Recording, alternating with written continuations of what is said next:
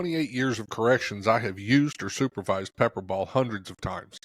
Now, as a master instructor for PEPPERBALL, I teach others about the versatility and effectiveness of the PEPPERBALL system. From cell extractions to disturbances on the rec yard, PEPPERBALL is the first option in my correctional toolbox. You know, one of the most dangerous times for officers is during cell extractions. PEPPERBALL allows officers to respond with the lowest level of force and still be effective and ready if the situation escalates. The responding officer controls where the projectile is aimed, how many projectiles are launched, and how rapidly they are deployed, which allows the response to be tailored to the moment. To learn more about PEPPERBALL, go to www.pepperball.com or click the link below in this show's information guide. PEPPERBALL is the safest option first.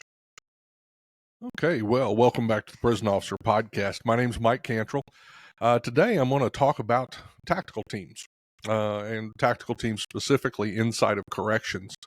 Now, I've been on a team since the beginning of my career. Probably 9-10 months into my career was when I first got on a team, and I was on a team from that point on of some sort. I care a lot about the teams I've been on. I care a lot about the job that we did, how important it was to the institution, and I have some thoughts. Imagine that. But no, I'm going to talk to you today about, I'm not going to go so much into the tactics of a team right now. We may do something with that later on. Today I want to start off with the basics, and that's the leadership of the team. How you lead a team, how you bring people on that team, how you keep those people motivated, how you keep them trained, how you set the standard for them. So, you know, that's what I think I'm going to go in today, and we'll see where it takes us.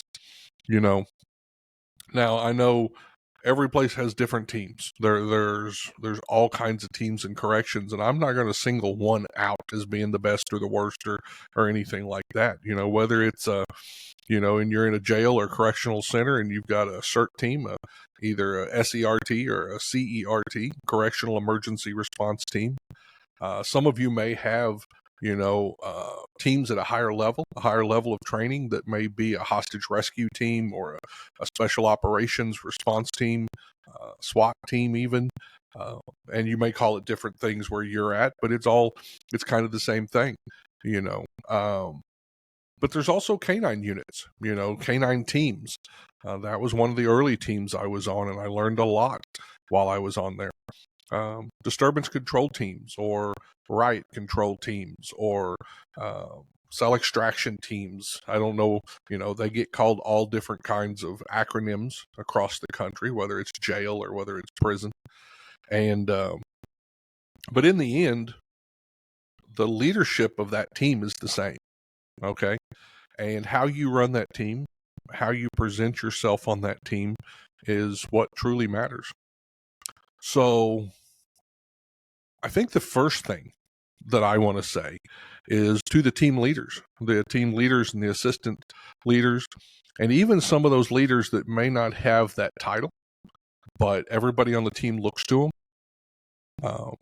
I guess my number one thought on having a good team is that a good team is a reflection of its leader. I've never seen a good team that had a bad leader or that was being led poorly, because too many things break down. So that's where it starts. And whether you're the administrator, the warden, whether you're a captain, and you're picking out that person to run that team, you need to look at all aspects of their leadership. And if they don't have leadership, they shouldn't be in charge of a team. Doesn't mean they can't be a member of the team, and doesn't mean they can't be a very important member of the team. I know lots of people who have knowledge and skills that don't have leadership. Running a team and making sure that it remains a well-run, well-trained, ready to go at any moment team takes more than just skills and tactics. It takes leadership. So that's something I want to stress, I guess, right off the things, right off the quick there. So I always go back to there's a quote by Ronald Reagan, and I always go back to that.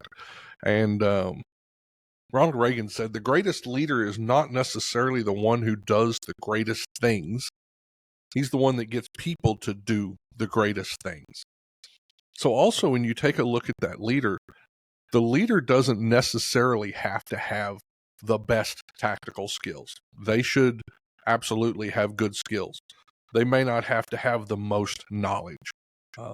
Take a look at corporations throughout the country, big companies, and you've probably heard this said before. I think it was Elon Musk, but said, I may not know everything, but I surround myself with people who do. So when you're looking to put that team together, you're looking for a leader who can get other people on board and get them to work together towards, our goal is never known, our immediate, until it happens, but it has preparedness is probably the goal. Prepared for whatever eventuality comes down the pike. So I guess that's the first thing I want to say is make sure that you've got the right person leading that team before you start worrying about the skills or the tactics. So, so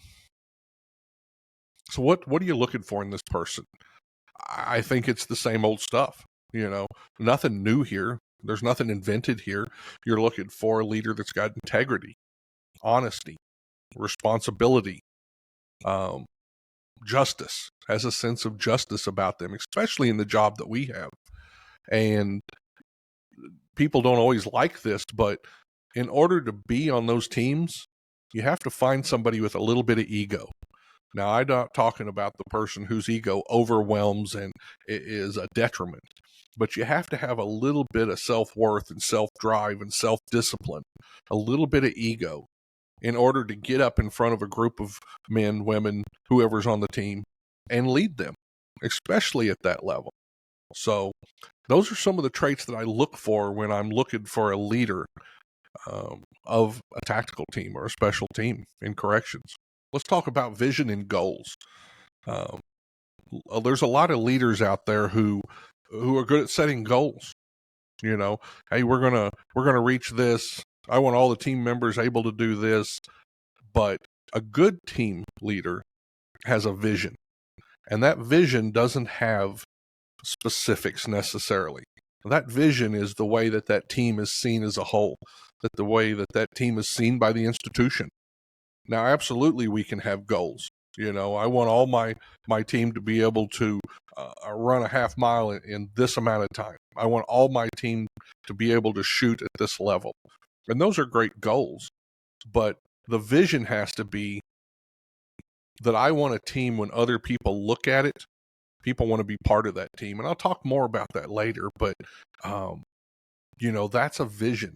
It's a clear image of how you see the future. And visions grow and expand. As that team grows, as it gets bigger, that vision's going to grow. Goals are achievable. Goals are measured. So when you get that leader and you're sitting down with them and you're getting them started on that team, these are some of the things to talk to them about. They have to step out of that tactical leadership role, which most of us on teams are very good at. We've been, leading from the front for a long time. But when you take over the leadership of a team, you have to become a strategic leader. And a strategic leader takes a higher point of view over the leadership. A strategic leader sees everything. I guess the next thing that I go into and the next thing I want to talk about is professionalism. So many teams, and I'm not talking about, banter in the locker room. I'm not talking about towel slapping. A lot of this stuff we can't do anymore. When I came up, there was hazing. There was, you might get shot with a couple of beanbag rounds. You might get shot with PEPPERBALL. That was things that we did to each other to bring them onto the team. You might have to run circles around the team while they're running cadence, those were the type of things that we did back then. That doesn't happen as much now, and nor should it. I think the world's come to a different place with that. But When you look at those guys and gals, when I say guys, I mean everybody. When you look at those guys and gals, you're looking for someone who could show professionalism, someone who is looked up to at work. You can't be a slob at work and a great team leader, or a slob at work and a great team member, because the way you're viewed at work is the way your peers view you on that team, and that will bring down, the way the team's looked at. So you need people who are professionals, who understand that they're not just a correctional officer. They're members of the criminal justice system. They play a part in the whole system, and they carry themselves that way. You need people who are there for more than just a paycheck. Now, paychecks are great, and I'm not going to do the job without one either. But if paycheck is the only reason you're there, you won't have the motivation to do what needs to be done in a situation. Paycheck isn't enough. Okay, so I'm looking for people who have motivation, who want to be the best, people who want to be seen as the best, people who want to help others. That's what I'm looking for. I'm looking for a public servant. Okay, I'm looking for a person with a public servant attitude, and that's tough sometimes in corrections. I know that. But I want someone who stands up, and when they stand up and people see them, that it changes, the old tired narratives about prison guards, turnkeys. I want someone on my team that they look to and they go, wow, that person has got it going. That person is a professional. That person is representing their profession well. So that's what we're looking for. We're looking for a professional when we start looking at team members. And there's more than one reason why we do that. And that's because professionalism carries over. Okay? If you find that professional officer who carries themselves well in the seg unit or in a housing unit at work, that's going to carry over to how they handle themselves during crisis. Okay? We don't need that old, hey, we're going to go in there and crush them. That's nothing but liability and injury these days. Okay? We don't go in and crush people. Yeah, we're going to take it back. It's our house, but we're going to do it the right way. We're going to use the tools that we've been given. Less lethal, non-lethal, lethal, whatever it takes. But the old idea of going in there and crushing an inmate, you can't afford to have a team member who has a punishment mentality. The mentality they have to go in there with is the justice mentality. The mentality that they're there to do a job as part of the criminal justice system. Okay? They're not there for retribution or revenge or to make someone pay for what they did. That's not what we do. And it's dangerous to have people on the team who think like that. So make sure that you've got the people in there who are professional at work, and that you require that professionalism on the team also. Team members. Now we've talked about what a leader should be and what a leader should look for. But let's ask the question, what do team members want from leaders? Right? Well, team members want and expect good leadership. That's what they're looking for. They are willing to put in the time and the effort needed to be the best, right? And with that, they want team leaders who expect the best from themselves and everyone else. If I'm going to spend my extra time, and I did over the years, yes, I know sometimes you got comp time, sometimes you got overtime, but nowhere did I get compensated for all the time I put into studying, preparing, working out, being ready, and being part of a team. The money that I kicked in is being part of a team. The equipment that I bought on my own, right? So I wasn't there just for a paycheck. I was there because I wanted to be part of something bigger. And with that, I expected leadership who expected the best out of me, expected the best out of themselves, and expected the best out of the rest of that team. That's what motivates the people who stand up and say, I'll be there when the emergency happens. They're not motivated by the money. They're not motivated by any of that. They're motivated by the fact that they have a feeling of justice. They have a feeling of public service, that they care about the person they walk next to in that prison. That's why they raise their hand. That's why they show up on a team. So absolutely make sure that you've got a leader in there who's doing that for that team, for the team members, that expects the best out of not only themselves, but everyone else on that team. It's so important. There's another quote that I absolutely love, and it's an old one, very old. It is from 500 BC. His name was Heraclitus, okay? And he said, and you may have heard this before, I think it was part of one of the 300 movies or something, but no, he said, out of every 100 men, 10 shouldn't be there. 80 are just targets. 9 are the real fighters, and we're lucky to have them, for they make the battle. But one is the warrior, and he will bring the others back. And I love that quote, because when you look at teams, you will see that when you look at a correctional center and there's 100 people there, you're going to see 10 who are the real team members, who are the professionals, who are the real fighters. And then you look to that one who's going to be a leader. And that's why that quote has always struck me. But I just wanted to share that with you for a minute. So, as a leader, what's some of the things that you want to do for your team? And I mean, I'm not talking tactics. I'm not talking skills. But in order to make a cohesive team, to build a team, to build resilience in a team, what do you want to do? High-performing teams, number one, experience a full range of emotions together. And I didn't know that for many, many years.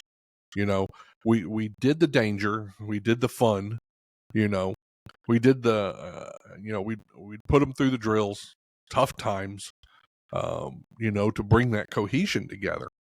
But high-performing teams experience a full range. So if you're going to put them through tough times, you got to give them some downtime too, to reconnect, to remesh with each other, right? If you're going to put them in danger, you got to find a time for them to have some fun. And here's the one I never knew or thought about. But in order for a team to really be cohesive, they need to experience happiness and sadness. And when you think about it, the teams that experience all that stuff together are the ones who are the most cohesive, who are the tightest, who work the best together. And that's because you've developed, much like a family, you've developed, this interpersonal relationship with each of those team members. You know something about them. You know what they're like when they're happy. You know what they're like when they're sad. You've been through tough times. You've been through easy times. You've had fun. You've been in a dangerous spot with them. And once you experience all that, once a team that's been together for a while experiences all that, and if you'll think back, you'll recognize those teams that you've seen that way. Those are the teams that have the cohesion, that care about each other, and that work the best together. So that's what I would say to a team leader, is build that resilience, build that cohesion with that team. And that's how you do it. Absolutely get them out there and drill them and make them sweat. Put them out there on that cold day on the range. But come back inside and have a few minutes to sit down and warm up and bring out a warm drink or something and allow them to develop the interpersonal part of it. If you've had these times of danger, sometimes you got to, have that break. Burnout's a big thing right now, because inside our prisons, people are going through tough times over and over and over again, and they're not getting that time off to have a little bit of fun. And that's how our body releases the stress of those situations. So make sure that you're doing that as a team leader also. And I told you I'd come back to this, but when we talk about recruitment, and I hear a lot about recruitment as far as correctional officers, but we're talking about team recruitment here. And what I've seen in the recent years, recruitment's got tougher. The choices of the number of officers has got less. And we're letting anybody that raises a hand or puts in a memo get on a team. And I don't believe in that. I know you need the numbers. If the person you're selecting isn't good enough when you have a full complement, then they're not good enough when you need to build membership. Okay? Don't just fill a slot. Don't just put, what was it Sam Samworth said when he was on the, put bums in seats. Don't just fill seats with whoever, it matters who's on the team. Because if you bring on the wrong person, you can bring the team down. Bringing a person on your team that has a negative attitude or bad behavior or bad self-control can put a whole team at risk. So don't settle. I know that's tough. I know you need the numbers, but don't settle. One of the ways that I kept my team members from, I'm not going to say becoming lazy, but becoming bored with what they do, is to make them feel part of the team as a whole, but give them areas where they have individual ownership of certain parts of the team, right?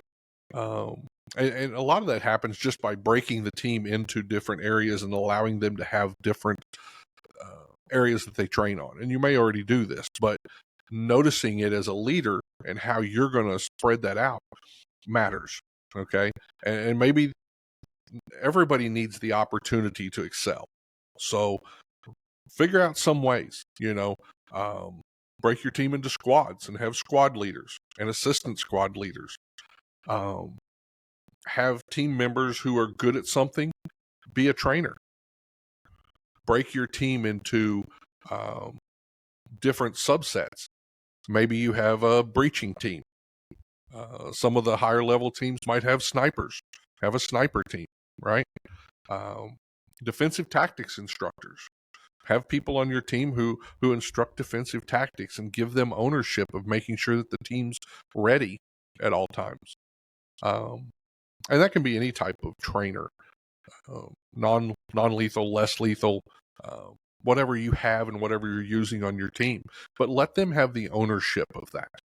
And having those individual areas of ownership inside a team will allow that team as a whole to come together. That's one of the things that you can do.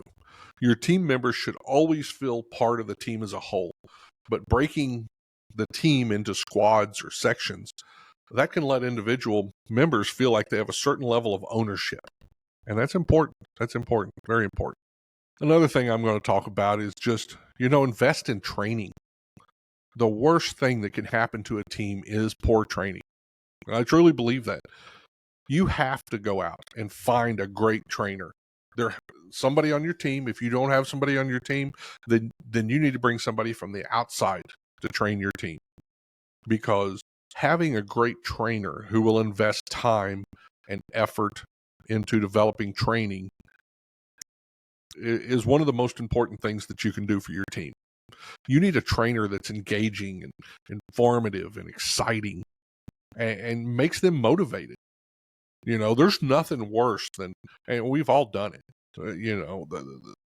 I think all law enforcement's the same, but corrections, we have our annual training, or we have this training, mandatory training that we have to take. And here you are sitting 4 hours while somebody reads a PowerPoint. It's the worst, okay? In my opinion, it's the worst. To have to sit there and just suffer through 4 hours of somebody reading a PowerPoint because they are not invested in that training. They don't care about whether or not you get it. They just want to put it down on a piece of paper so that you can have a certificate so it can be in your training file. So to keep your team going, you've got to find good trainers. And if you have good trainers on the team, that's a plus. Give them the ability to go to training. When that money does come down into the year or whatever, make sure that they're getting to go out there and get certified so that they can bring the new ideas back to your team. I may have talked about this on the website or on the podcast before, but I thank my wife because for many, many years, once a year, she would let me take some of our budget and go take a class. And I would go take a class that had nothing to do with the Bureau of Prisons, whether it was public speaking or leadership or, I took a breaching class. I took some, pistol classes at a couple of ranges and invested in myself as a trainer. And I learned skills and knowledge from outside of the agency I worked for. And then I was able to bring that to the agency. And that made my training more exciting. It made it informative. And it made people motivated to sit in my classes. And I think it's carried on to, I do a lot of training these days now that I'm retired. That's all I do. So I can't overemphasize the importance of investing in training. I see so much where, and I saw it over the years, where we would take someone who was a mediocre supervisor, and then they'd bring them in to teach new supervisors. What do you think you're going to get out of that? You're going to get more mediocre supervisors. That makes no sense to me. If you look at the corporate world, if you look outside of some of the big agencies, they bring people in from the outside. They bring people in who change the way people think inside their companies or inside their agencies. They don't allow the same ideas to be recycled over and over and over again until they're dead. So whatever you have to do, invest in training, find good trainers, make sure that your team members want to show up and to be part of that. We talked about this just a little bit, but I think the final thing I kind of want to talk about is discipline, on your team. You're going to have times when you have a bad apple, when a person comes on that team and for whatever reason, they don't want to be there. As a leader, that's a tough time. I've had to do it several times. Now, don't just cut that apple out of the basket right off. I do believe in giving everybody a chance and sitting down with them, trying to understand what's going on, why they don't want to be at the same level of motivation as the rest of the team, why they're not trying their best to make the team succeed. Those are conversations that you have to have with them. But if you do find that bad apple and you find that person who's not a positive part of the team, then absolutely make the necessary paperwork, make the necessary notifications, and remove them from the team, because absolutely it can put the whole team at risk. And I've seen it. I've seen it where it happened on teams I was on, and I watched leadership who would not remove someone who was causing problems. So that's something I want you to think about. And then when we talk about demanding discipline from your team members, now, I don't mean that you have to be that hard-ass, strict drill sergeant all the time with your team, but a team that is disciplined, a team that is very disciplined will show discipline during a crisis, right? And in the profession we're in corrections, I can't afford to have loose cannons. I can't afford to have somebody throwing that haymaker, when they get in the cell because they got mad. I can't afford to have somebody firing, 20 shots of PEPPERBALL instead of the policy requirement of 12. I need people who do what they're told, how they're told, when they're told. Now, that doesn't mean that they can't think on their own, but I don't need rogue people bringing liability and injury to the rest of the team. So it's important that you have discipline. It's important that you have fun. So as a team leader, you gotta balance that. You gotta have both of them. But just remember, you can't afford a loose cannon during a critical incident, and teamwork doesn't exist without discipline. If there's no discipline, you won't have any teamwork. They'll all be going in their separate directions. So it's not the fun part of being a team leader. It's not the best part of being a team leader, but it's a very important part of being a team leader is to have that discipline and demand that discipline from your team. Because and those of you that have listened, there's a podcast out there by Jocko Willing, and I listen to it quite a bit. But he said it's not what you preach, it's what you tolerate. And I absolutely believe that. You can tell people not to. But if you're letting them do it, that's the same as saying yes. So whether that's their actions during training or whether that's, their actions in the real instances, whether it's a cell entry or whether you're having to, take back a housing unit or whatever you've got going. If you tolerate it, they're going to do it, no matter how many times you said not to. So just remember that. It's not what you preach, it's what you tolerate as a team leader. So, well, I think that that covers the highlights of what I wanted to talk about with team leadership and tactical teams. I will say that the best staff, I think, grow up on teams. They're the most well-rounded. They're the most knowledgeable about their jobs. They're given the opportunity for additional training. So if you're a newer staff member out there, I would absolutely suggest that you do whatever it takes to find a team and get on it. Now, whether that's a CERT team or a negotiations team, or those guys are absolutely important. A quarter of all prison riots between 1900 and 1990 were solved through negotiation. So it's very important that we've got those people. A canine team, canine unit, CERT team, SORT team, SRT team, whatever you call it at your agency. Get out there and be part of that, and it'll help you become the best correctional officer, the best prison officer that you can, the best deputy that you can. So, well, I think that's it for today. So thank you very much for listening, and I'll see you next time on the Prison Officer Podcast.